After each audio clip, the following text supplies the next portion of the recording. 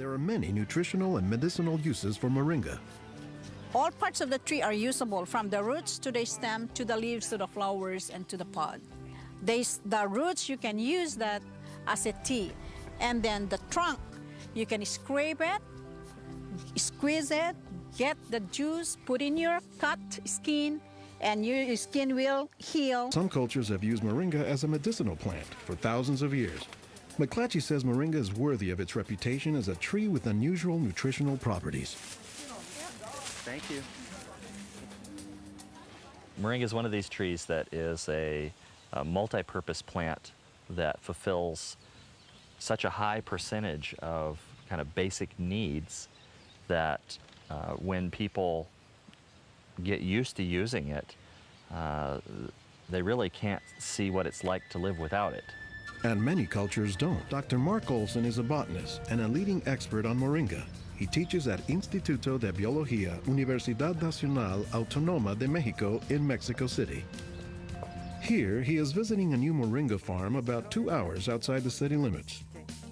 So they've just planted these here, and soon they'll be nice and big. Olson says that while moringa can grow in places like Mexico or Hawaii, the tree is native to arid subtropical regions, places like Africa and southern India, hot places where moringa has proven its persistence. And this is a plant that really does do extraordinarily well in some of the most difficult areas, in areas that are very hot, areas that are very dry, areas where other things are very difficult to cultivate. Some of the things I think are most exciting about moringa is, for example, the high vitamin content. There's a lot of vitamin A in the leaves, and worldwide that's a problem. A lot of people have problems in development of their eyes because they don't have enough vitamin A. We are having an epidemic of cancer and cardiovascular diseases and many other chronic diseases. It's because we basically do not eat what we are supposed to eat. Most of the plants are famous for a particular type of nutrient, like for instance the orange or the lemon is famous for a high content of vitamin C. The spinach, for instance, on the other hand, is famous for its iron content.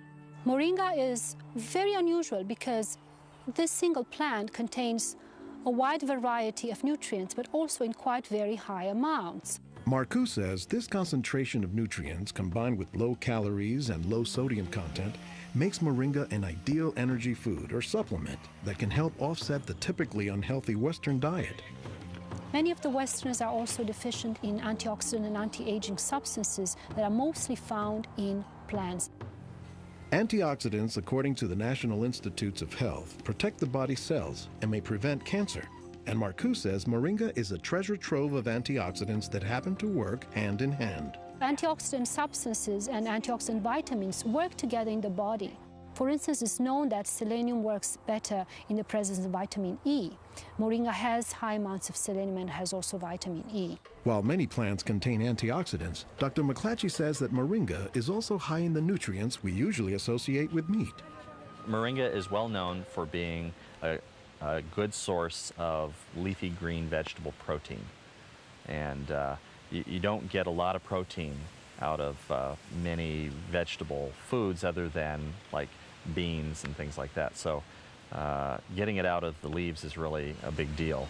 According to the United States Department of Agriculture, moringa contains 18 of the 20 amino acids, building blocks of proteins that are found in the human body. And says Marcoux, moringa is one of the few plants that contains all of the essential amino acids. Moringa contains all the 9 essential amino acids that actually we cannot produce. Their presence, but also their ratio, is very beneficial, and it is estimated that this ratio is very good for absorption and for being bioavailable to our bodies. Moringa comes very close to being a perfect source of nutrients in terms of variety and concentration. So that is, I think, very unique about this moringa tree.